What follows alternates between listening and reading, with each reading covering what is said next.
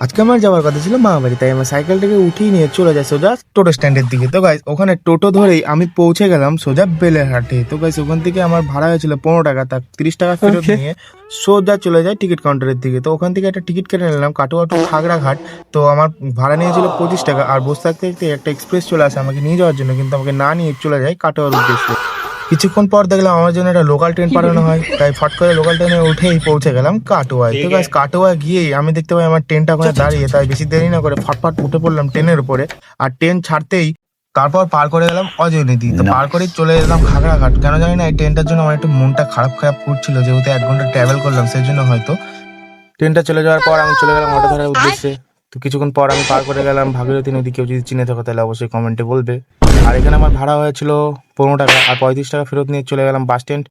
ওই পাশের ওটা হচ্ছে বাস স্ট্যান্ড, আর এটা যেটা দেখতে পাচ্ছ এটা হচ্ছে একটা মার্কেট। কিছুক্ষণ পর আমার টোটো চলে আসে, আর আমার চোখে বলে একটা বড় একটা নদী। তো এই নদীটার নাম হচ্ছে লাল দিঘি, আর আমার ভাড়া হয়েছিল 20 টাকা, কিন্তু আমার কাছ থেকে নিয়েছে 30 টাকা।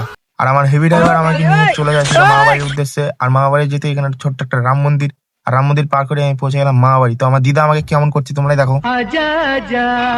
দিদুন আমাকে অনেকদিন পর দেখছি, তাই এরকম করে ডাকছিল। আর এটা হচ্ছে আমার ভাই, এখানে বসে গেম খেলছিল। আমার বোন আমাকে পাস কেটে চলে গেল, আমার সঙ্গে কথা না বলে। 2 ঘন্টা আমার টুপি পরে থাকায় আমার চুলের অবস্থা হয়ে গেছে এইরকম। আর এই আমার মিনি ব্লগটা কেমন লেগেছে অবশ্যই কমেন্টে বলবে।